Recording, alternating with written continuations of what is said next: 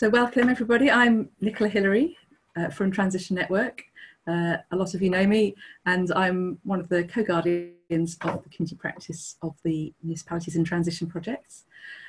This is actually the fifth of our series of webinar hot topic discussions, and this one's looking at inclusive community engagement.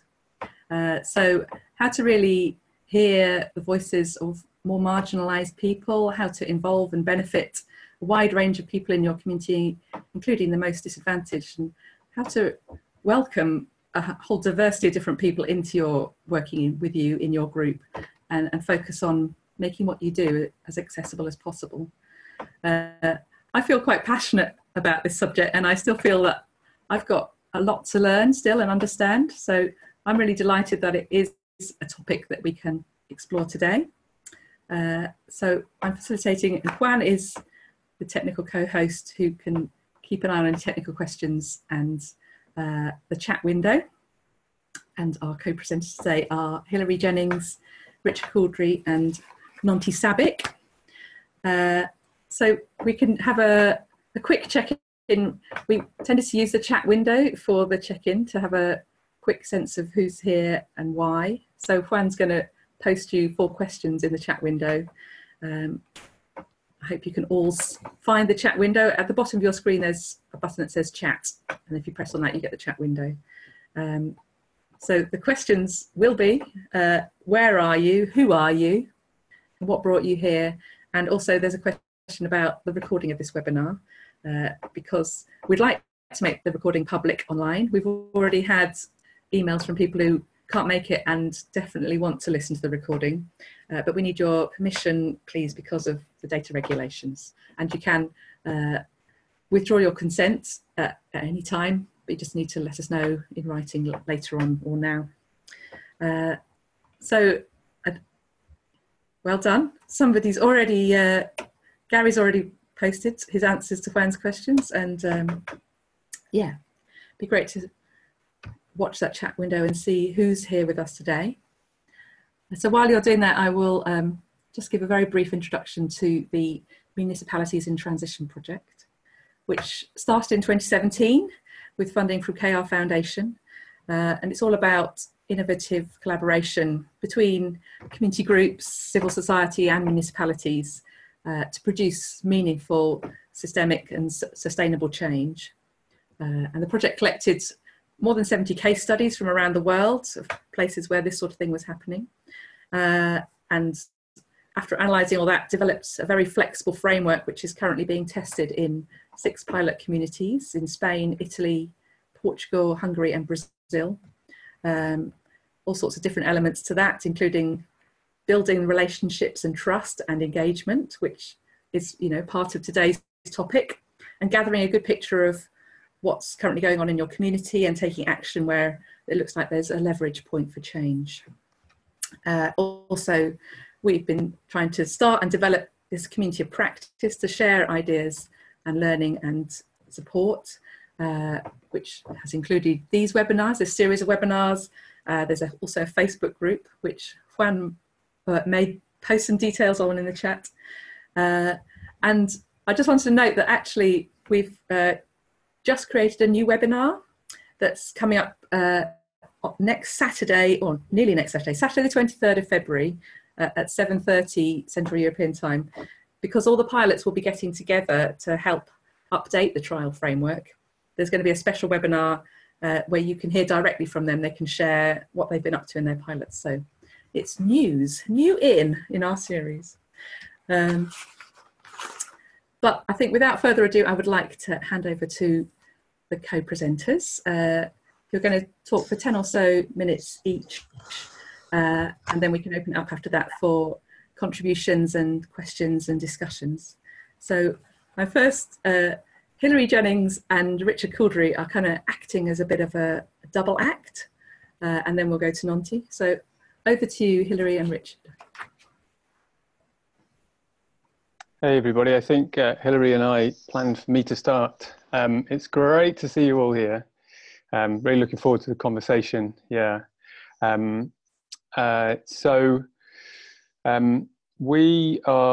I'd like to do is share my screen with a little PowerPoint presentation, just to give you some images as we talk as well, to try and colour in what we talk about, which is a sort of experience over the last 10 years in a little town in southwest London called Tooting. So let me see if I can successfully share my screen. Oh, wow, it's got lots of, okay, let's see if this works. It's a bit of a, you might see my notes as well. I haven't been able to sort of make it super professional. Can everyone see that map? Yeah, super. So this is just to place it really. Sorry, Nicola? I said, yes, we can see it. Super. So this is to place it. This is London, city of 8 million people. And that blue line there is the M25, if you know London, the motorway that goes around it. Tooting is here, which is about 7 miles or 9 kilometers, 10 kilometers from the center of town, to give you an idea. It's an urban area. It's very diverse. It has a changeable population in the way cities and urban environments do. Sabic, who's the current mayor of London, was our local MP and lives down the road. And he talks about some transition town Tooting events, bringing the communities of Tooting together. So this idea of not just the community of Tooting, but the communities that coexist, intertwine, sometimes overlap in an area. Transition Town Tooting has worked for 10 years in this context. And over that 10 years, particularly recently, we've seen an increase in the number of other active groups, if you like, active citizens, in various different contexts, started in various different ways, which we'll touch on through the next sort of 8-9 minutes. But now there must be over 40 in this area, which is about, you might say, 30,000 people, to councillor wards. So this is, of course, a very UK-specific description, but the way the kind of local authority divides up the spaces, it's sort of 2 wards, 2 spaces like that, about 30,000 people. Let's see if we can, there we go. This is what it looks like on the street. Thought it'd be useful just to show you that. And it's sort of what I've started to touch on is this idea that when we look at being inclusive, working inclusively in our communities, of look at your community first. So over the last 10 years, we've very much not thought about everyone should share our rhythm of working in sustainability in reaction to climate change. We really wanted to, and have noted that it's perhaps more successful if you look at how your communities move in the space, what their rhythm is, kind of what's happening already, to tune in and resonate with that, as opposed to kind of come in with a new flag and stick it in the middle of town. And that feels sort of inherently inclusive in terms of practice. Because you start having conversations about what your shared concerns and passions are. Tooting has a very large Muslim population, for example. So thinking about and learning about Islam as a religion and as a Islamic practice and the cultural identity of that. I've learned a huge amount since moving to Tooting, but also learned a very key thing that in Islam, the idea of the earth being gifted to us to look after is inherent in that religion. So straight away, there's a sort of crossover with perhaps the earth care or environmental strand of what we do. But that's only through observing and listening and being respectful, and failing quite a lot, actually, sending emails out, invitations to events and so forth, and feeling like you've communicated and going, why is nobody here from that part of our community? I emailed them. That sort of doesn't wash in our experience in Tooting.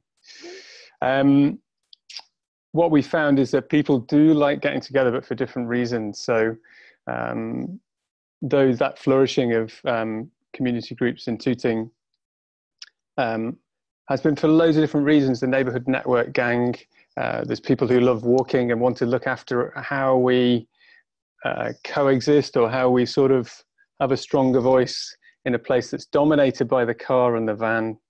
The faith house, we've already talked about being a big Muslim area. There's a group that we'll talk about a bit called the Balham and Tooting Community Association that very much link across the kind of faith groups and other groups in Tooting. So that's there already. So again, it comes into this idea of thinking about collaboration to reach an inclusive part of our community, diverse nature of our community. Yeah, so it's this idea that I've touched on already of, in Tooting particularly, we're not necessarily thinking of our transition town practice as a practice of being successful in terms of reaching diverse audiences or being inclusive in our work.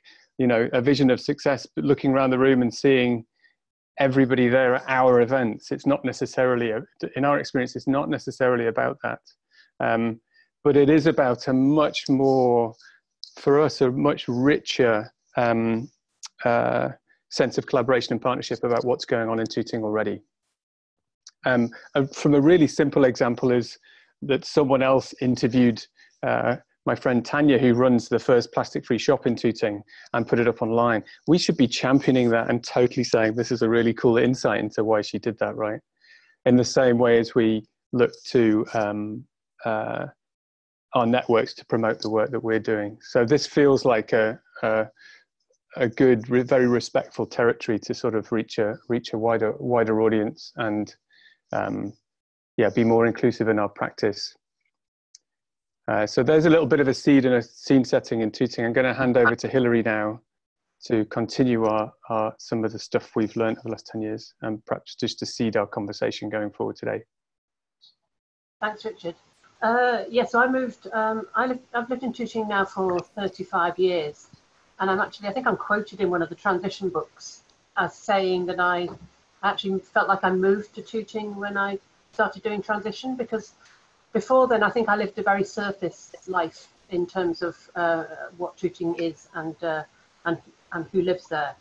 And I might touch on some work that I do within museums, who are also looking very much at moving outside of the traditional model of a museum as a place where people are invited to, and moving to a model where a museum is a place where people are part of creating the museum. And so I just wanted to touch on 4 things, I think, that I've learned from both of those areas of work, and also then something I think that we've learned in transition that is a really powerful thing that transitions can do. The first thing I think that we learned is really stems from what Richard talked about, which is around listening, and not only listening to what is already out there, but finding places where you can bring together to ask people what they want for their neighbourhood. We've run many events or been at events where we've facilitated for other groups, where we've asked questions like, what do you love about Tooting? What would you like to change? And simply by asking those questions, what I found interesting is some people are quite nervous about asking those questions because they're nervous about what they'll hear. And I found that in a number of occasions when we're working with new groups, they're wary of asking a question. They'd rather start with telling. And what we've learned over time, I think, with all of the things we've worked on, is that if you ask a good question, you can really trust that the answer you'll get back will be what the community wants, and it'll be really interesting. So when we set up the Neighbourhood Forum, we asked, what do you love about Tooting? And overwhelmingly, the responses were they loved the sense of community, the diversity, and the food. And we could have said that, we could have guessed that, but we wouldn't have had any confidence to say that, and now we can. And I think so asking the good questions and really listening is key. Another thing I think that's been really key is space. For us, that's been a really key impact on how we've worked inclusively. And in a way, it started as a negative because we have no shared community space in Tooting. There is no town hall or place that everybody would recognise and say that's our community space. It just isn't one. And so, although that at first seemed like a negative thing, it meant that we had to meet in lots of different places. And I think now I would suggest to anybody they don't just meet in one space, because I think that can become very comfortable and you can get a kind of perhaps a sense of us and them within that space, because some people become very comfortable there, and it's not necessarily ideal for people coming into it. And I think what we learned, we met in the bingo hall, we met on the common, we met in pubs, we met in shisha cafes, we met anywhere we could find a space where it was quiet enough. And I think that took us into lots of different places and built us connections with lots of different people. But the thing it really taught me was that if you only ever spend your time in spaces where you're comfortable, you don't understand how your spaces can feel uncomfortable to other people. And some of the real lessons I learned were going to places like the mosque and the Hindu temple, where they were incredibly welcoming, but I still felt uncertain about what to do and how to behave. And I think that really taught me to understand that other people will feel that way in the space I might feel comfortable in. So I think that's a really key thing, encouraging you to get out of your space. And the museums that we work with have been doing similar things. They've been doing things like taking objects for a walk. So instead of expecting people to come into the museum and look at the objects, they've been taking historic Ethiopian combs and going around all of the barber shops and the hairdressing salons and talking about combs, or picking shoes and taking them to shoe shops and talking with people about those things. So getting out of your space. I think welcome is incredibly important, and this is again something we've probably learned better from other groups than we perhaps knew ourselves. Some of the ethos in some of the religious groups in Tooting is so ingrained that you provide food and you provide hospitality, and it's something that perhaps we've lost a little bit in Western culture, this sense of you always provide food and drink. And I think we've really taken that on board as a learning, I think, for transition, in terms of being welcoming and showing hospitality. And the fourth thing I think that I've really learned is that it takes time. Yeah, I was very impatient, and we're facing very huge and pressing global challenges. And I think I felt impatient that people didn't get, the connection didn't happen instantly. You know, you'd go and meet somebody and you'd expect to then, I was expecting a sort of faster relationship. And working for 10 years, and I think Richard will touch on this, that over a 10-year period, these relationships are much, much deeper over time. And the other thing I learned was to spend more time just chatting, and not always going to a discussion or a meeting with a fixed agenda and kind of rattling through that and feeling that then that was all sorted. And actually it's the hours or half hours or however long you spend sitting with a cup of tea, generally talking about Tooting, that the real relationships then are built. And then the final thing I wanted to touch on is something that we've really applied a lot, is this idea of the power of transition to convene groups between themselves, and that idea of connecting between communities. We have a local academic and practitioner in the health service called Malik Gul, who talks about the most resilient communities being the ones where the connections are there between communities. So you'll have many, many interest communities within an area, but if they are connected between those interests, that area will be more resilient when things go wrong. And I think that's something that we've really focused on recently. I'm just going to hand back to Richard, who's going to describe something that I think sums up all of these ideas that we're talking about. Okay, thanks, Hilary. Just going to share my screen again. Sorry, my Wi-Fi connection failed, which is why it blinked out. Yeah, I'm just going to tell a very specific story that happened very recently in Tooting, that feels like it really brings some of these strands together. And that's the story of a place in Tooting called Mushkil Asan. And Mushkil Asan means making hard things easy. And the story has 3 strands, so just try and hold them in your head and they'll come together at the end. So the first strand of the Mushkil Asan story is a little bit about the place first. So Mushkil Asan is predominantly a home care charity on Tooting High Street. It's been working for 25, 30 years and started in someone's front room. The home care service Muscular San predominantly supplies, it does other things too, but its target is culturally specific home care work for the Asian community of Wandsworth. And they do welcome other people to take advantage and be beneficiaries of their home care service as well. But it's incredibly expert and sensitive work that they do. So the first element of this story is the Transition Town Tooting Foodaval. And the Foodaval has been happening for 11 years, was the first thing we did pretty much at the beginning of Transition Town Tooting. And the most recent one happens at Muscular San and on the side street next to it. And this is some images from it. And 600 people attend to celebrate locally grown, cooked and eaten food, connects richly with local businesses. And that very idea of connecting over food that we probably all know incredibly well. The cultural celebration of it is just fantastic. And it happens inside Muscular San, as I say, in the street next to it. And Muscular San give us that space for free. Second element is Tooting Community Garden, which is a place that a lot of the community. The story I love about this most is that often you get a little blog post after the Sunday gardening session, and you get something like, we've had eight people here today from 8 different parts of the world. It also hosts some work with, actually the image on the bottom right, I think that might be Naseem here, looking at the size of her. Who is one of the directors of Muscular San.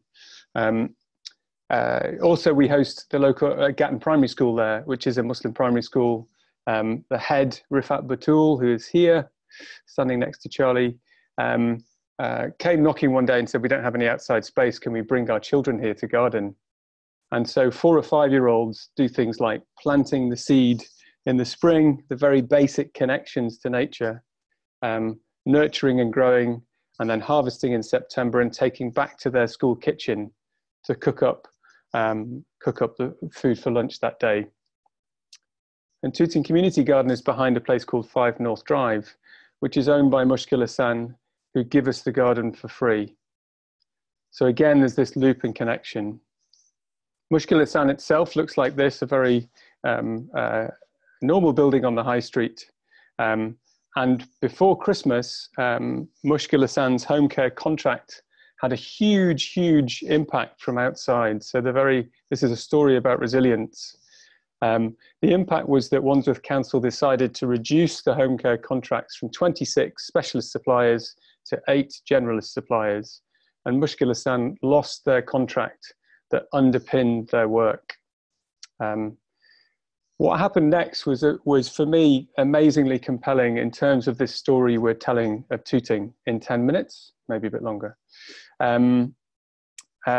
which was within 3 days. We had 20 people in this top room of Muscular San there to support Muscular San, trying to make a moment that is hard for them easy, trying to share understanding, seeing what we could do, talk about the legality of what Wandsworth Council did, talk about what protests might look like. And what was beautiful about that moment and the group that came around it was the diversity of skills that came around that table. So within 3 weeks, there was a public meeting in Muscular San down here with 180 people in it. And that would not have been possible had we not done the 10 years of work and before that we sort of described a little bit in Tooting, Transition Town Tooting and others. We simply wouldn't have got that mobilization of support and heard all of those experiences from lots of different people about what to do, what Muscular San means to us, what we would lose, and so on. The story goes on, but it felt like a really key moment for us in the work that we do, in the preparation that we do for these shocks that start to come and that will be coming in the future, and how we react to them as communities. Unless Hilary would like to add anything, I think that's our 10 minutes done. That was a very elastic 10 minutes, but I think it was Sorry. all extremely interesting. So yes, thank you so much, Hilary and Richard. And there will be a chance for more questions at the end, but first of all, it's now time to hear from Nonty, to hear your story and experiences and your recommendations. So over to you, Nonty.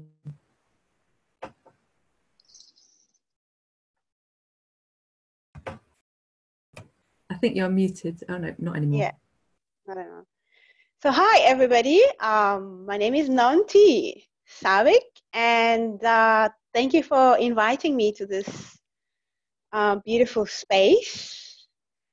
I'm originally from South Africa. I was born in South Africa, and I could say that I am initiated in the indigenous ways of my people, and I've been living in Europe for 12 years now.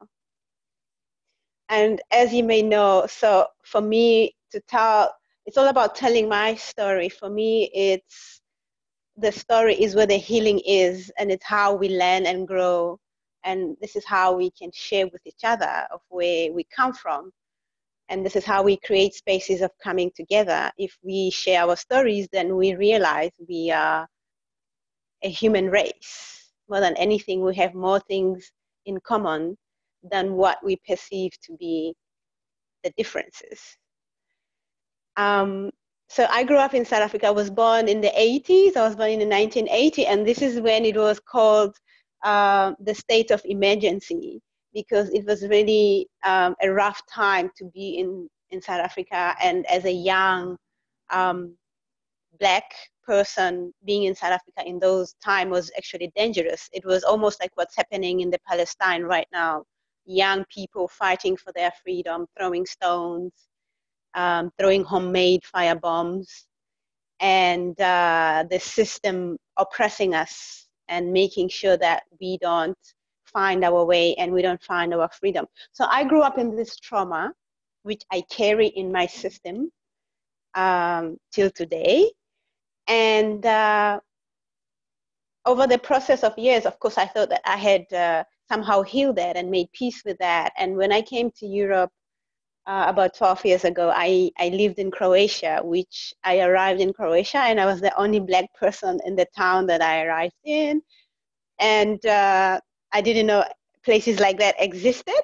And I also actually knew all the other African people that lived in Croatia because it was such a small group of people. But what I found in Croatia was that they didn't understand anything about racism. They didn't know anything about racism. So it was almost like a place of rejuvenation and a place of recuperation, because nobody understood what was I talking about. Croatia didn't have, it has its own horrible history and painful history, but it doesn't have this history of dealing with POCs, people of color. And when I moved years later, when I decided I want to get involved in almost something that is based on my culture, Ubuntu, which is I am because you are, and living in community, and hearing more about organizations that are working towards the path of sustainability, of living with the earth, of regenerative culture. And I said, I want this for my son, because then I had a child and I thought, I want him to grow up like this. I want him to have this experience that I had when I was growing up in South Africa, even though it was difficult, but we still had Ubuntu, we still had the community spirit, we still lived together as the African people in community. And in my journey in going to the vast Europe, looking and finding community was a powerful one, because what I also found was three things. And one is I found that racism exists very strong. And I found that every year it's getting worse and worse. And two, I found and I came across through my own experiences in this movement, if I have to say, in this movement of new change makers, in this in this movement of creating the new world is I will look around and say, but where are the people of color in this new world that we're creating? Why am I the only person of color? Is this the vision? Is this the vision of this new world we're creating? I go to conferences of 600 people, 500 people, and I'm the only person of color there. And if there are people of color there, it's because there's been some fundraising, and it's almost like exotically they've been invited to come directly from Africa. So and those who are able to make it, because they do manage to get visas, because no matter what organizations these people can belong to, they don't get visas, because it's difficult to get a visa from when you're in Africa to come to Europe. And this is one thing I also had to learn, is that the borders are there, and the borders are not so much, you could say, they are there, but they work against certain people, and they don't work again for some people. There are no borders. And this is one of the things that I discovered was, as I was traveling around within Europe, with my South African passport, yet I have a residence in Europe, is that there were borders for me. And this was a shock for me, because I had to go through trauma. I had to go to revisit my trauma, basically, of this is exactly what my ancestors went through in South Africa. And here I am, I was thinking I'm free, and yet I was repeating history and going through the borders and having to be stopped by police, having to be double-checked, having to prove myself that I do live in Europe, I am not here illegally. This really bothered me when they also started to somehow investigate, or should I say touch my child in a way that was, for me, uncomfortable. And I realized that I don't want my son to grow up with this notion that as a Black man, that he is not worthy, that he's not enough, that he's not like his friends that he was growing with in the community. I didn't want him to just feel living in an eco-village was his only safe space, that having to get out of the community, his life was different, of which this is what I was experiencing. And I found that there was a lot of lack of sympathy from my colleagues and from the people that I work with, not because they were bad people, simply because they didn't understand what I was talking about. I realized there's a lack of knowledge, and there's a lack of understanding of privileges.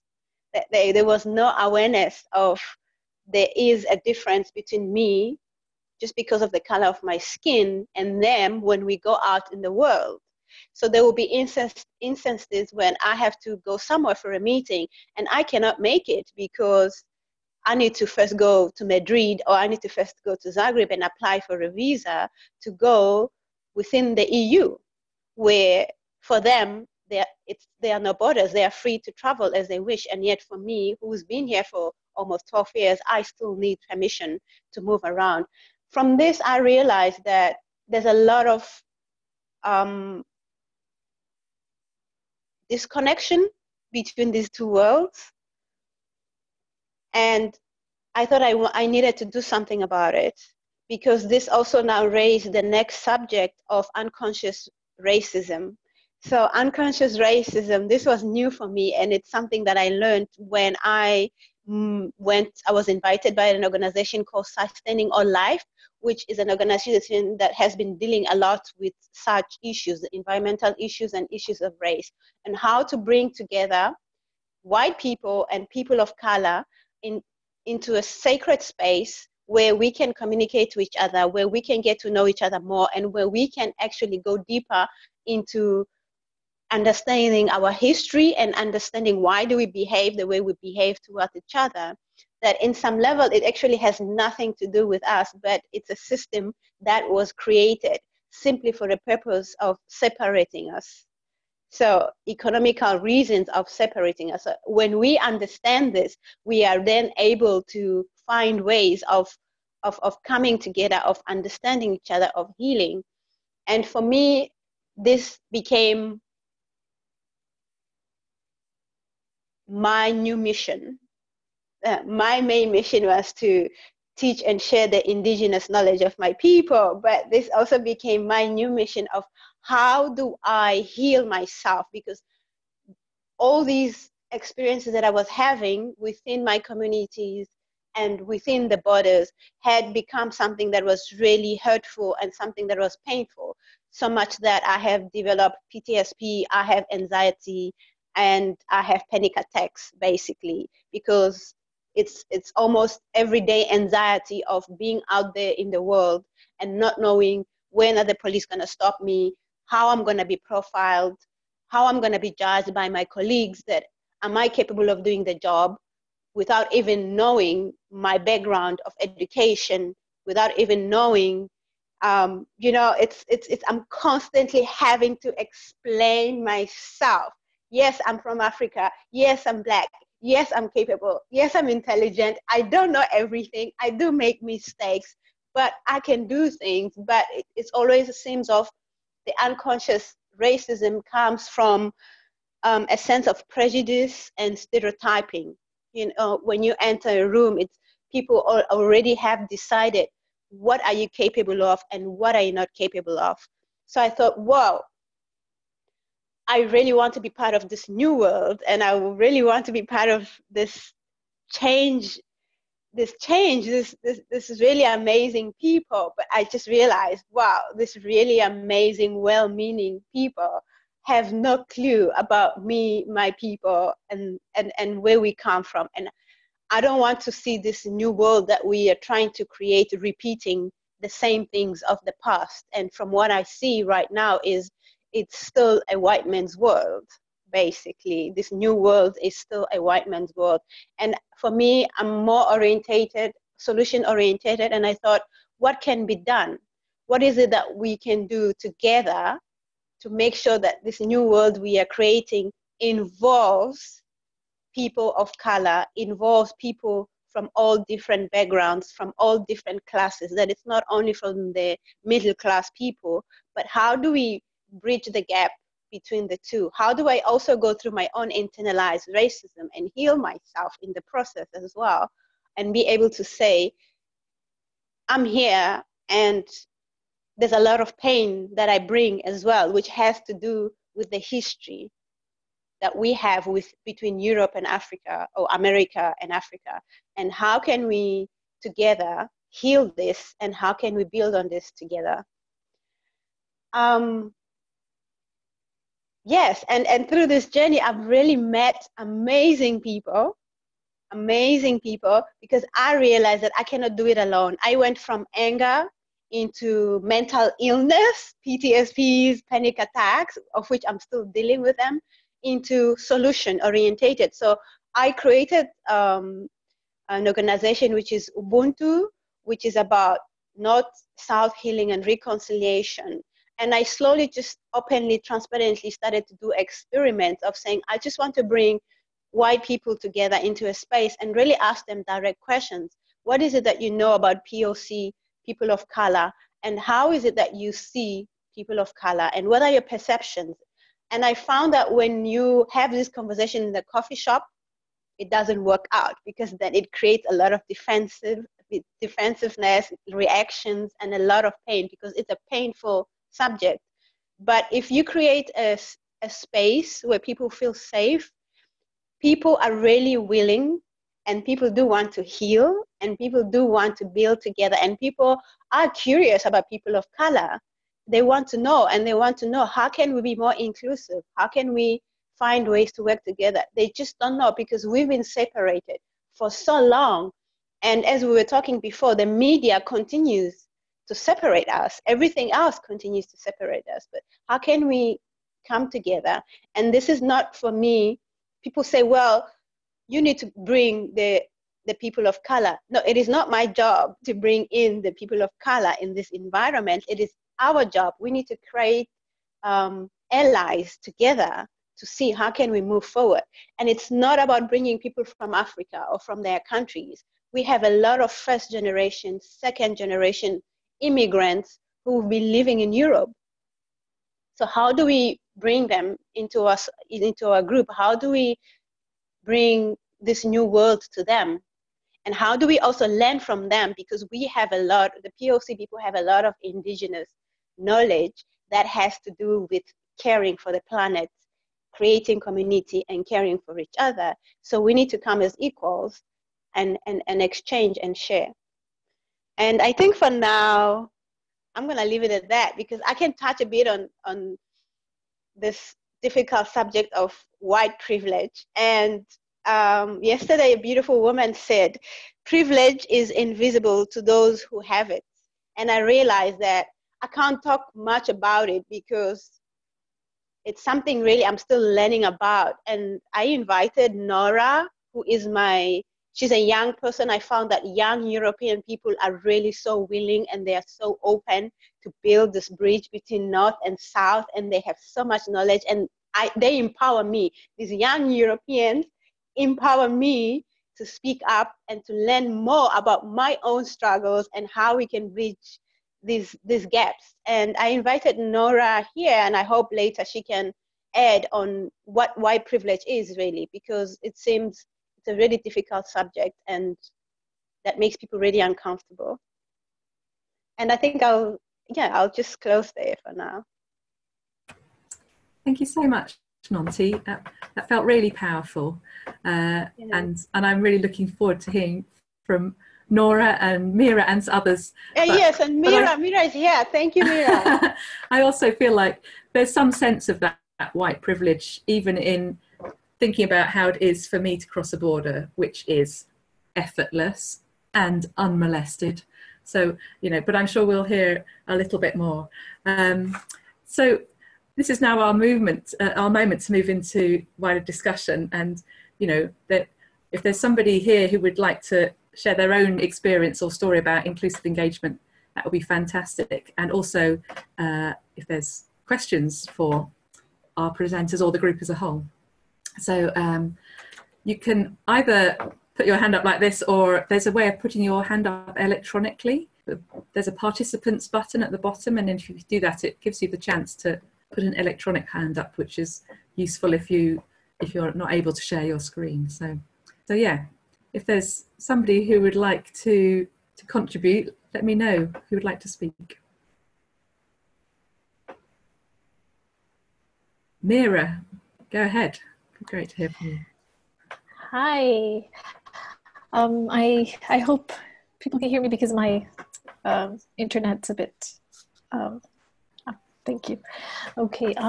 I just wanted to thank everyone for sharing in the presentations, and also Nonty for sharing all that she did. So yes, I just wanted to share that my experience is the same as her, and a lot of what she said applies to when people of color in general across the board, because we often find ourselves working in very white dominated institutions, organizations where the culture is also dominated by white culture. And it's difficult because you can assimilate, try to assimilate as much as possible, but then that starts causing misalignment between your values and who you are and your cultural background. So often what ends up happening, and Nonty talks to this a little bit, is that often people of color end up taking on the role of an educator too, to tell people, explain about white privilege, explain about racism, explain about microaggressions, explain the unconscious bias. But that also ends up being exhausted, because on top of trying to do your job, whatever that is, you also have to end up taking this role. So for us as people of color, what is most useful from allies is that they do some of this learning on their own, because there are so many resources available online. There's so many activists who do this work, both people of color and white activists that do work on this. And so it's very easy to do some of the learning on your own, on some of the things you hear. And the best practice as someone who wants to understand and wants to help and wants to be an ally or come to an understanding of moving together is there is discomfort in hearing about white privilege. There is discomfort in hearing that racism exists, even though you might feel that you're not a part of it. It's systemic. And so even if you're not a part of it and you're not overtly doing anything racist, just by way of being in a system that is built where racism is inbuilt, without having to do much, you benefit from that system. So it's really important that when people of color come forward with their experiences and stories, just to listen at first. I think that's the most important thing anyone who wants to be an ally to communities of color can do, is just to listen and then try to sit with the feelings of discomfort and defensiveness and then work on them on your own, but try to listen and then listen to what they're saying and how they're asking for support. Because oftentimes what also happens, and they see this happen a lot, is where people who are out to do good and want to do good end up taking on the savior's role and end up patronizing people of color in their own communities for thinking that they're not capable of doing things themselves and helping themselves. So there are many, many, many layers to this. And I think as communities, what's essential is to work with other communities in a way which to them feels inclusive, not to what it might feel inclusive to you. It's important to understand how they want to interact, how they want to engage with what you're doing, and how they would feel included. And then to ensure that they're included in if there's decisions to be made, that they're included in those decision-making groups or circles or communities, and that their voice is that nobody's speaking on behalf of them, that they speak for themselves on what their needs are and what their wishes and desires are. So I'll leave it at that because I'd love to hear more. Thank you. That's brilliant. I always get this sense of, oh my God, this stuff is fabulous. What a resource this is. I can't make the notes quick enough. So thank you. So who else would like to either share something or ask a question? I have plenty. Oh, is that me? Is that you again, or was that your hand from last time? That's your hand from last time. Nora, did you want to share something? Nonty has given you an intro. Go ahead. Yeah, hello. Hello. My name is Nora. I come from Germany, and yeah, I had some very inspiring, interesting, deep and confusing talks with Nonty at the last conference of the European Eco-Village Network. And it was interesting to see how these power structures are at work, even in such a conscious environment, and how deeply they are rooted. And I, like in between the Eco-Village Network I had. Oh, unfortunately, we've lost some of what you're saying, Nora. I'm hoping she will unfreeze and we might hear from her again. The horrors of the internet. I hope we can come back to Nora. Anybody else got a question or a contribution? Otherwise, I also have questions, but I'd very much like to hear from anyone who'd like to. Georgia. Hi, everyone. I want to thank the presenters of the cases and also especially Nonty for sharing her personal insights. And I would like to share that I really resonate on what she shared. I work in the last 3 years with African partners, especially from Uganda and Ghana. And I've been there several times working with them. So not like really together with them.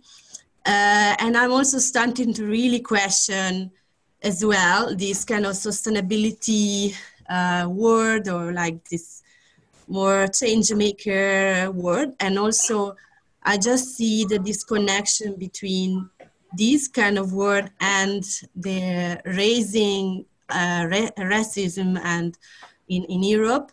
I'm Italian, so I don't know if you are aware of what is happening right now in Italy, but it's really critical, the situation.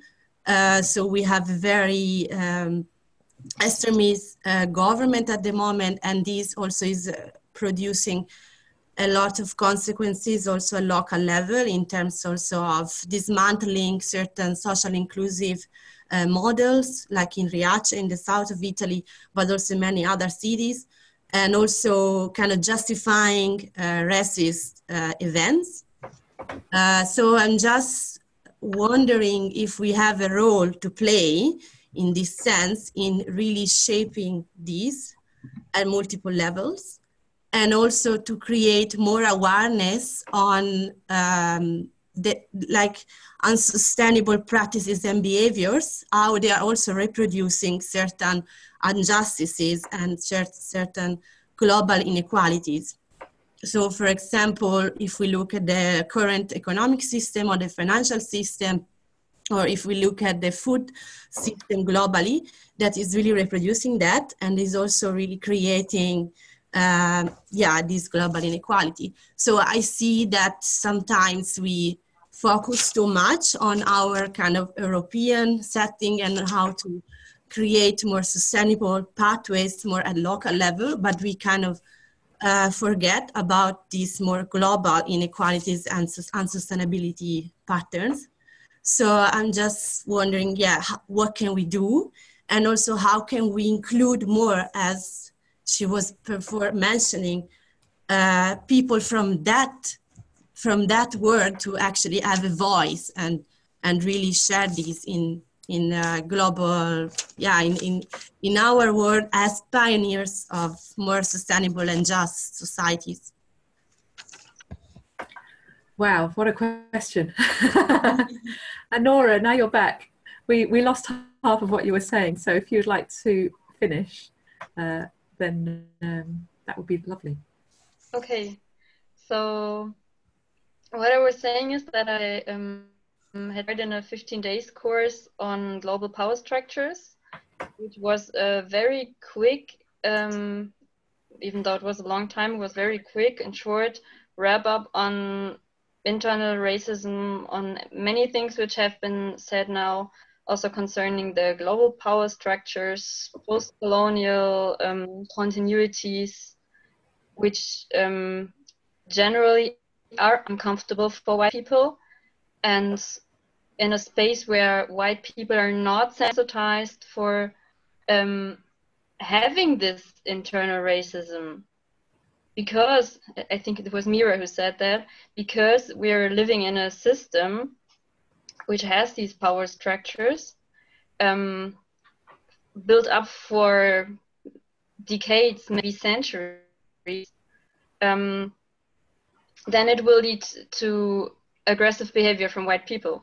No, I'm not racist. No, it wasn't an offense, and no, I didn't do anything wrong. I was just trying to do good. And this can even be a reaction from people who have studied to do good and who have considered themselves to be very conscious about power structures.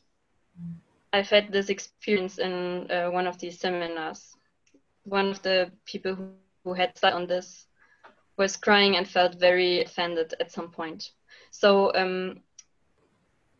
maybe something I can contribute is just a recommendation I had given in the last days. I had been given in the last days of this education, and this is for white.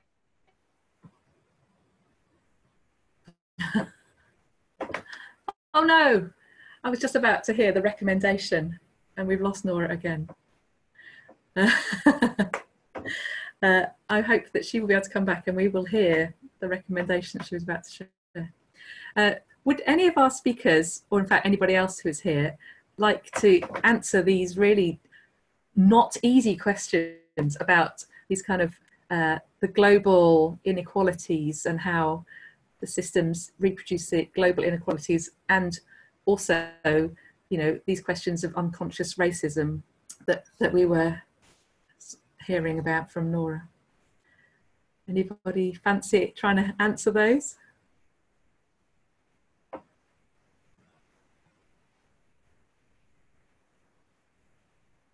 Go for it, Nonty. Hi, I don't think I have answers as such. It's just, I feel like, as Mira was saying also, it's too much for us people of color to be constantly educating and really feeling like we need to be the ones who are saying, hey, now you shouldn't be saying that. It's almost like teaching a child how to speak, because it's a matter of changing the language. It's a matter of changing how you approach people. So it's a lot of work, which is really has to do with a long history of many, many years of the story of separation.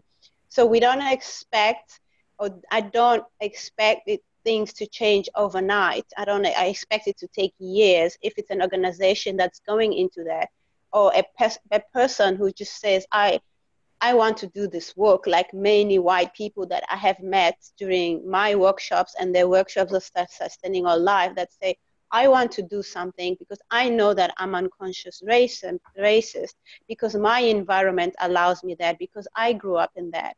And this is not work that just happens overnight.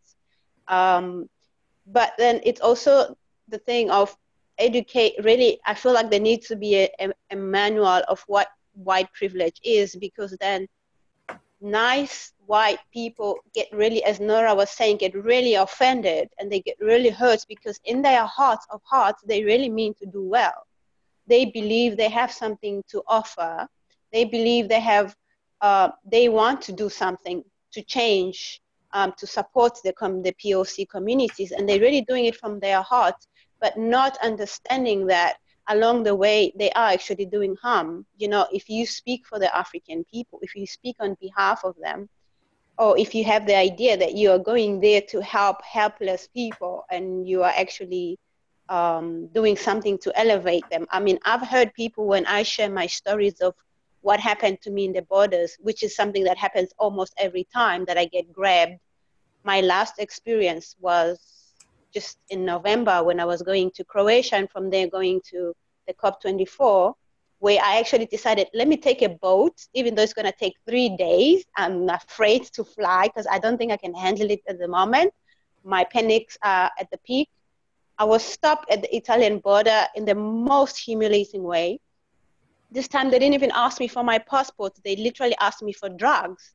So as if I have them. So I needed to produce drugs, because as a Black, and then I understood, as a Black woman, I am profiled as a prostitute or a drug trafficant, because this is what most women who come from immigrants come, and the women are being used for that. So now this opens another can of worms for me to realize, my gosh, what if I was one of those women in that moment that actually is trafficking drugs?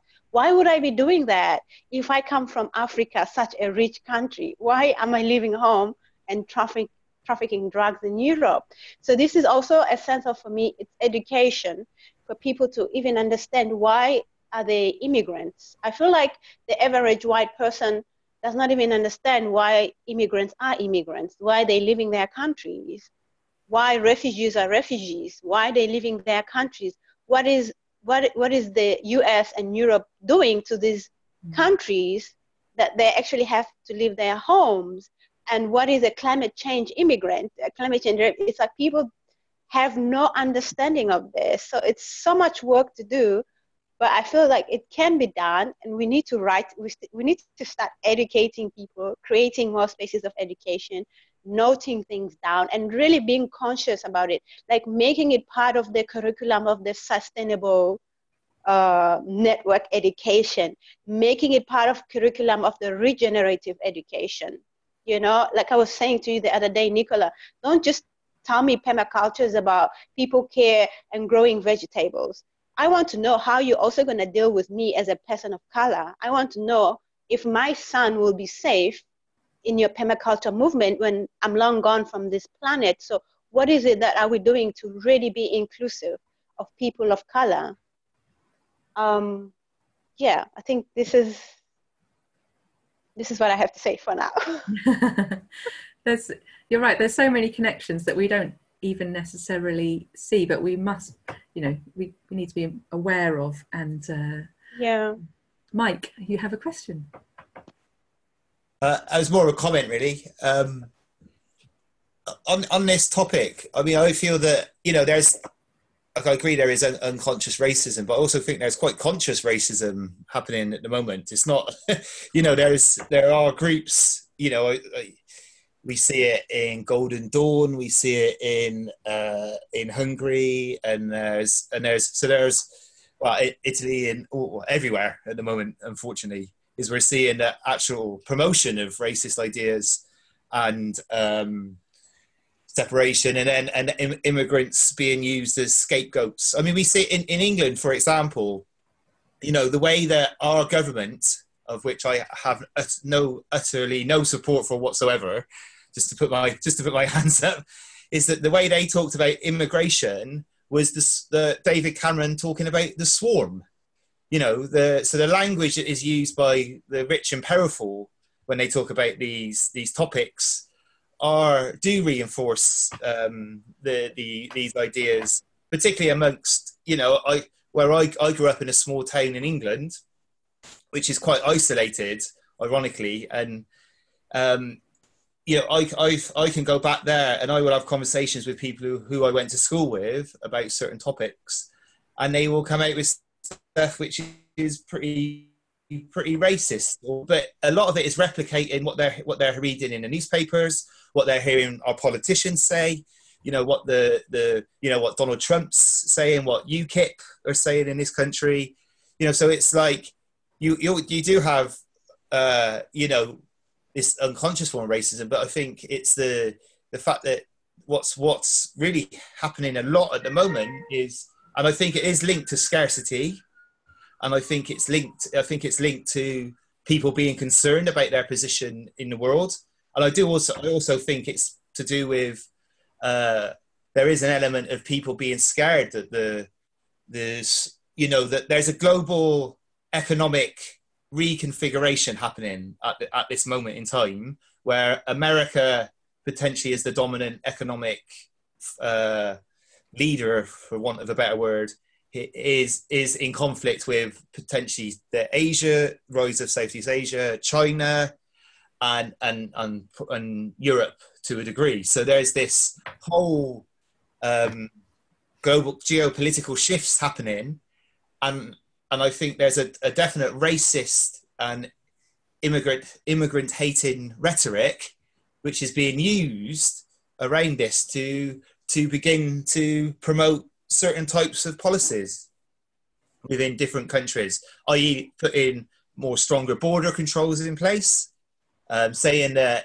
immigration is the problem of, that our economy is suffering because of immigrants, which is, not true to a degree. I mean, there is an element of immigration, of people being exploited and wages being pushed down, but that's not to do with immigrants. It has to do with the way that capitalism is exploiting people who are desperate, who are coming into these countries. So I think it is a complex issue, and to me, fundamentally, one of the problems is capitalism and the way that capitalism operates, because it needs to create artificial scarcity in order for it to continue, because you need to be able to sell your goods, and you need to be able to create more profit, etc., etc. And it is worrying that combined with like almost fascist tendencies that are happening at the moment, it is really scary. And I just trying to think about how, I have conversations with people and say the same sort of thing as I'm saying now to them, but it does seem to be that there needs to be more actual public condemnation of this stuff. So when the Prime Minister, the leader of my country, is talking about immigrants being a swarm, and that only happened, that sort of dropped once we had the the really tragic issue of the dead child being washed up in the beach, and suddenly it's all like, then it changes to this, we you know, isn't this tragic, etc., etc. But they're just using the politicians in lots of countries are using these problems to further their own aims. So you're constantly being fed these ideas. If you read the newspaper and you listen to a lot of the news and stuff, it is very, very right wing. And if you're being bombarded with that a lot, and you're not getting information from elsewhere, it's not that I don't agree with people's opinions, but you can see why they're being shaped and why they come out with the stuff that they do. So we're up against some really powerful forces. Systemic stuff here. There's loads of people who want to speak, so I'm going to suggest we go in the order of Richard, Mira. We might then get Nora's recommendation finally, Gary, and then Hilary. At least that's the order. So we'll go with Richard first. Super. I had a question for the group. So we might want to place this question a little bit if other people want to respond directly to what folks have been saying recently. We'll just have to see how that plays out. My question was, of all that we've sort of heard in the conversation so far, what in your practice, what do you feel empowered to do in this area after hearing what you heard? I find with it, particularly talking about global geopolitical moves, I feel powerless when we talk about that stuff. So I'm interested in the group. What do you feel empowered to do in your practice? Well, there's a question to add on. So some more hands might go up. Mira, would you like to speak? Thank you. Yeah, for me, what empowers me, just to respond to that, is having the systemic or systems analysis, but then looking at where I can best do something to change things. And usually my systems analysis also includes analyzing things from an intersectional perspective. So using the framework of intersectionality, which then allows me to understand the different forms of oppression that might, that one person might have as an experience, because everyone has different systems that are the systems of oppression, first of all, are interlinked, but the impact they have on different people varies and the degrees vary. So for me, having that analysis really empowers me to understand my place within that system and what I can do and how do I get more allies.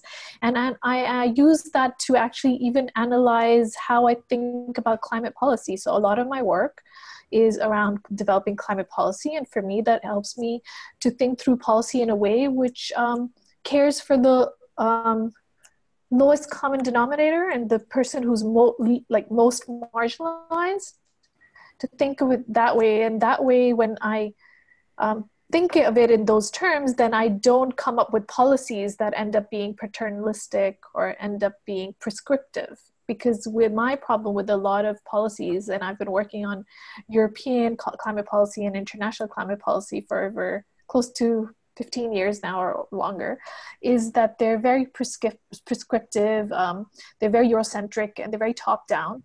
And you know, the world doesn't work like that. What also is my issue in a lot of the way we come up with solutions and even try to analyze issues with data, and is from perspectives that are also very, even scientific perspectives, which are very northern-centric. So a lot of the traditions and knowledge and practices that are cultivated by indigenous and local communities are seen as not worthy enough, if I may, that's the wrong term to use, but they're not seen as scientific enough. So what I feel is that a lot of these, when we talk about permaculture, a lot of it has been existing for centuries in many other communities. But now, just because it comes under the umbrella of permaculture, it's understood in a more, it's seen as more scientific or more valid, or so I think it's just being cognizant of that fact that there is knowledge out there that exists outside of these spheres, and how do we best bring it in, and how do we work best with people who've been doing some of this very local work in their communities. And that's why I like working with local communities, because it gives me the perspective from the grassroots, what's possible at the grassroots, what's possible within communities, how do people work together, how do they come to be together, how do they gather together, how do they decide on things together. Those are so important aspects of being human together, which doesn't happen in top-down policy. So for me, this is very important. And I think the more we start to understand each other and the more we build relationships with each other, the better it will work. For me, it's all about building relationships. So that's what I do to deal with all the global geopolitics and how I understand them. Thank you. Thank you. So many useful points and so many varied points. It's brilliant. So Nora, I'm really hoping that we will hear your recommendation, which was about unconscious racism and white privilege, before your internet drops again.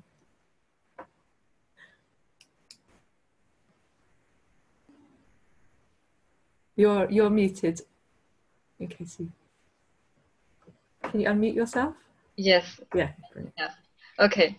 Yeah, thank you. And I'm really sorry for the bad internet quality in this place and in Germany in general.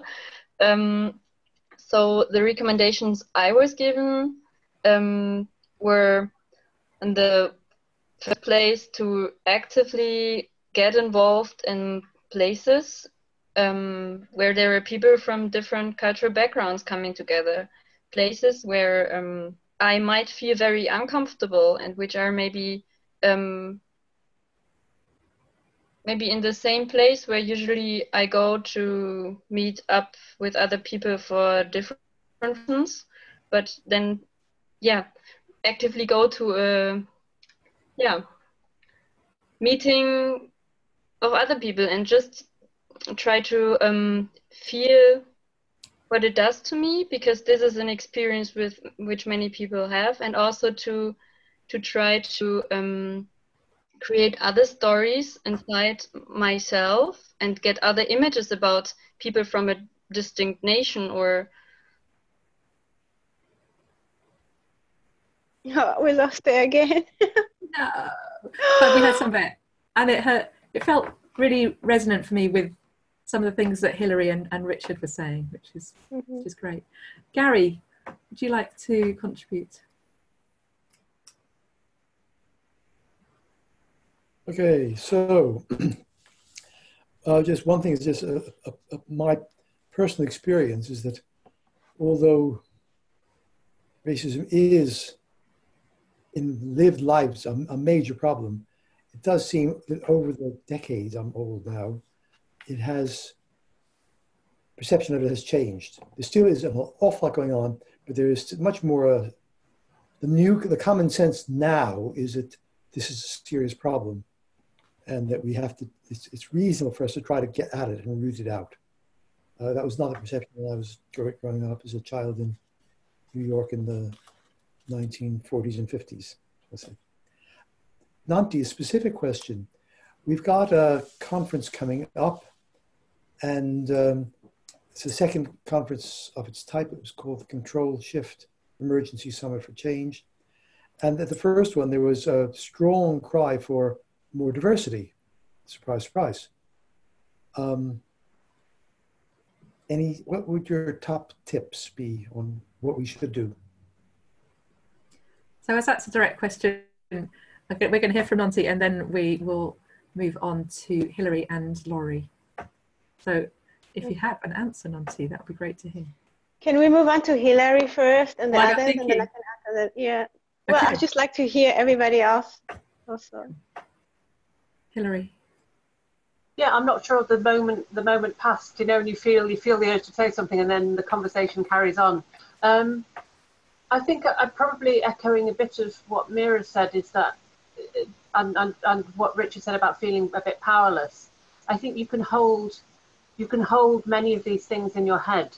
So you can hold the global problem and the fear and the sense of things going badly wrong in your head, and an understanding of that. and I suppose where I feel empowered is a bit like Mira said. I feel empowered in my community, because in my community it's real. You know, it's people. It's actually people. It's not concepts of people. It's actual people. And that's probably why I really think that's where I think transition has something to offer, because what it allows you to do is do something real with real people, which is not going to solve the problem, but if we all do that, then maybe we'll get somewhere. So I feel, yeah, that's where I feel empowered. You know, when I think about the connections and the way I am in my community, I feel better. Not entirely better, but you know, it helps. So yes, that's where I feel empowered. Thank you. Laurie, let's hear from you. Thank you. I kind of feel like I probably shouldn't say anything, but I guess I'm going to say something. And I'm conscious of, so I'm a white man, and I'm a Jew as well, which makes it even more complicated, because I'm a kind of this really complicated victim, persecutor, perpetrator community. And I think there's something about shame, and I'm kind of really conscious of that thing, that I need to listen. I need to sit with the shame and just keep unpeeling the onion. And even if it's not me, even if it's not in my explicit choices, it's still in my collective cultural responsibility and so on, the things that I have to work with. And the only thing I know how to do really is, I mean, and that can be a very, you know, if like there's a blackness, but I also know that it's not as, you know, as bleak as being on the,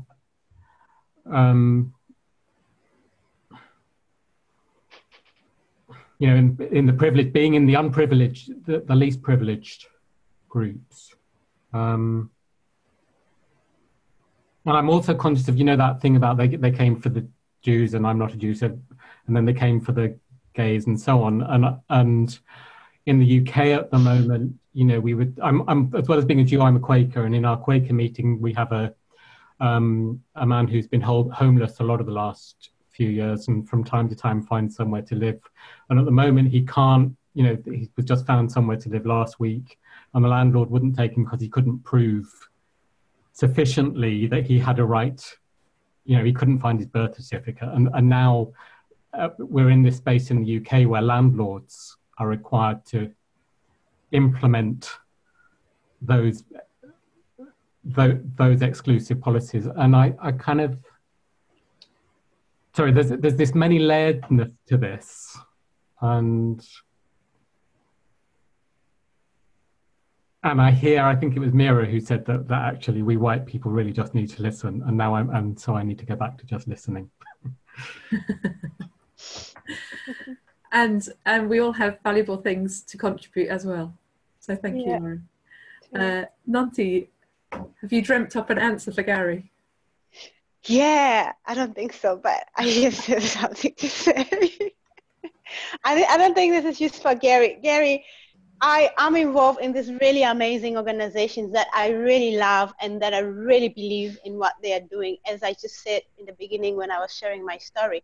And I really find that I'm the only person of color in this whole thing. And this just really, it's still my question of how do we get in people of color into this organization without having to, I feel like it's almost like an exotic thing, as I said, not to repeat myself, to say we are doing funds to bring them from Africa while there are people of color around us. It's a process, first of all. It's not something that I'm against bringing in people of color just for the sake of bringing in people of color.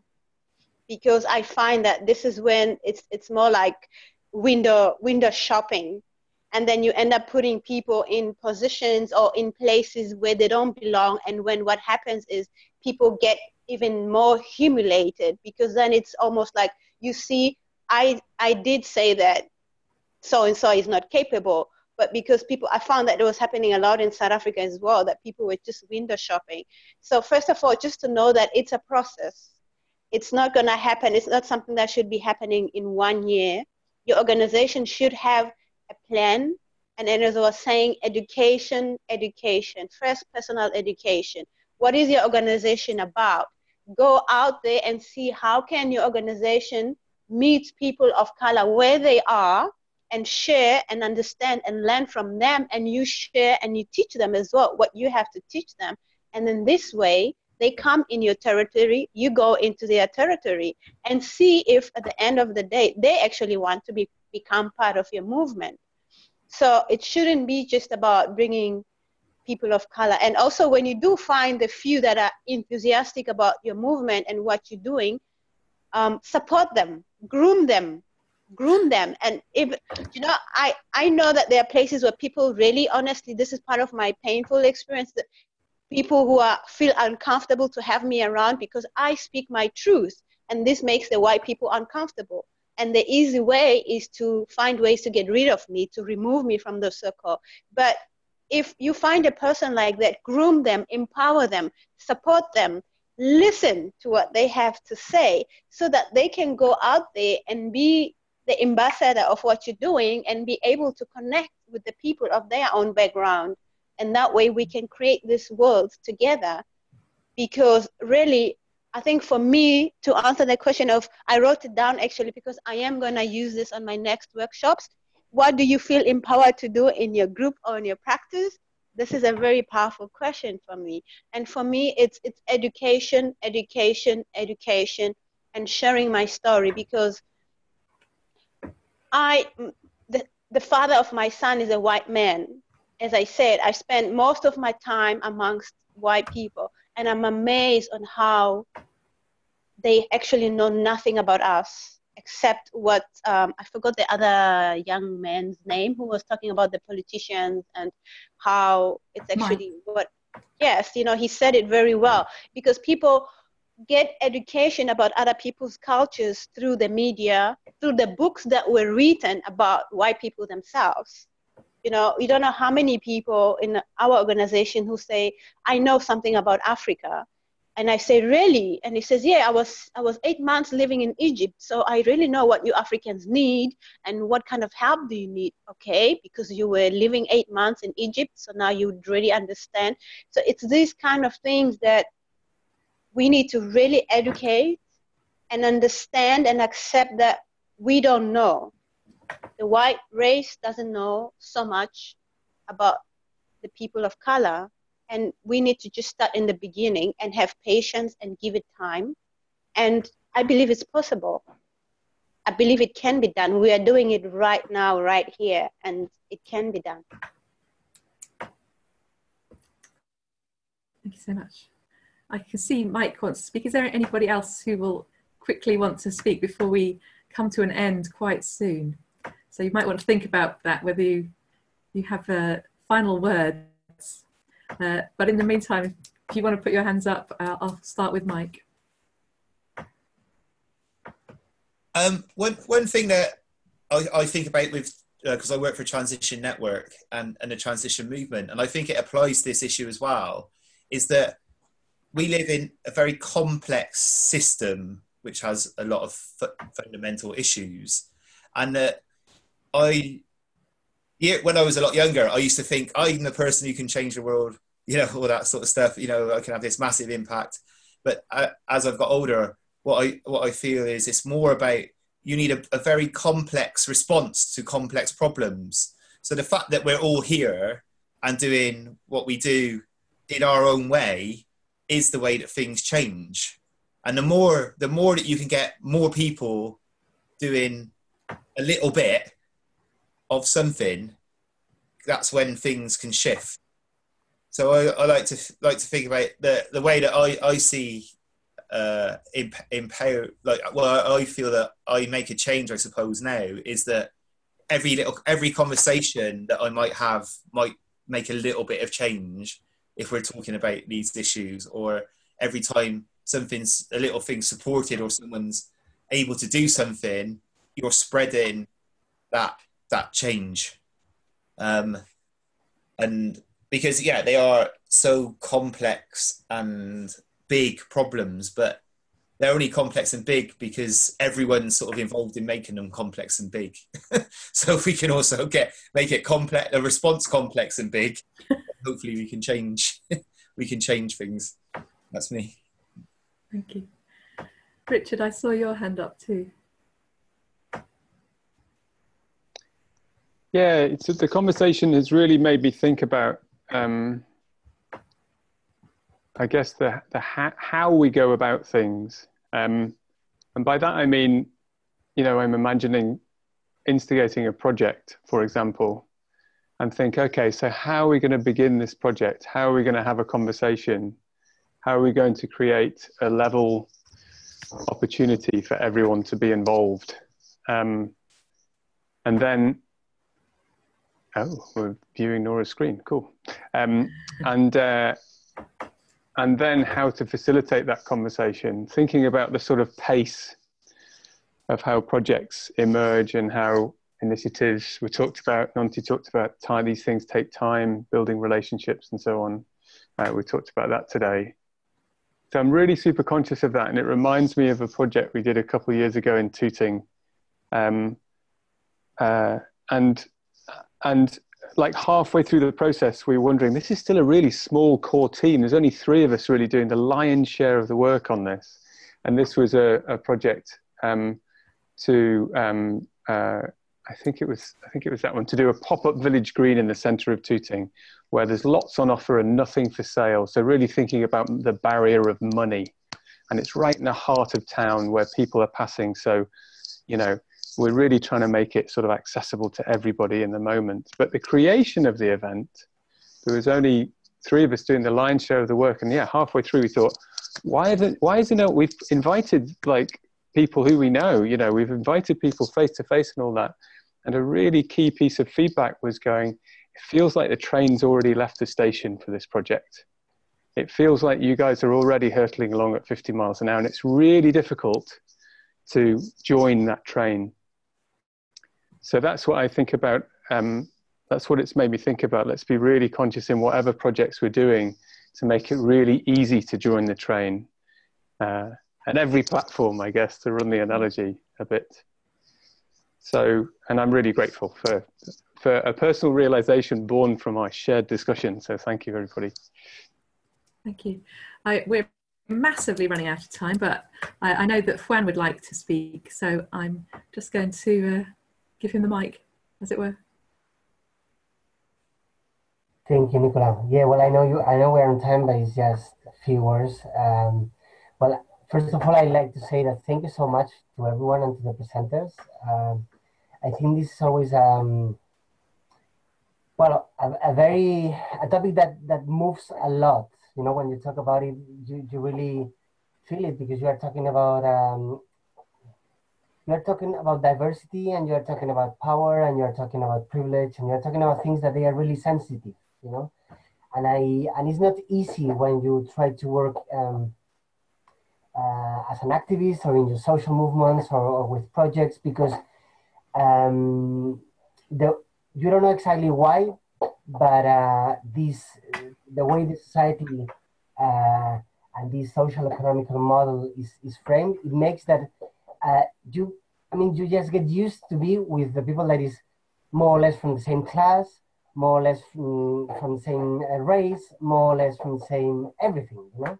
Because here we're not talking only about racism, we talk about inequality in many different senses. And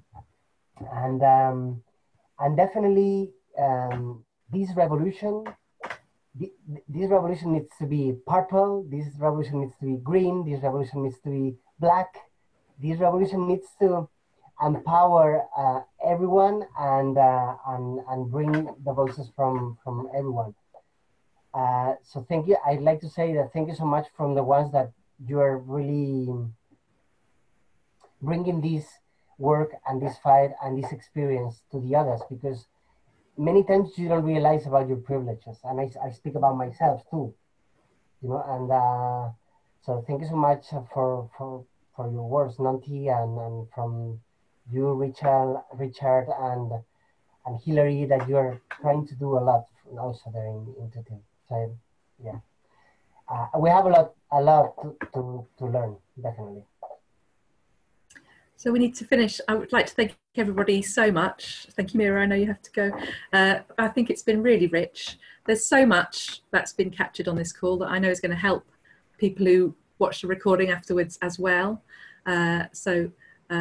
It's just another really valuable conversation in hopefully a future ongoing conversation about this area that is so important. But yeah, massive thanks to everybody. There's been some really useful stuff that's just been posted on the chat window, including from Nora, being able to write things that she was interrupted in saying. And so I'd just like to say, if you click where it says more at the bottom of the chat window, you can actually click to save chats if you want to kind of collect those words and links that are in there for yourself. That's something you can do. But other than that, I just want to say thank you very much to everybody, and for all your time and your contributions. It's been great. Thank you. Thank you so much, and Ubuntu. Hi, everybody. Ubuntu. Ubuntu. Gary, muchas gracias, Nonty.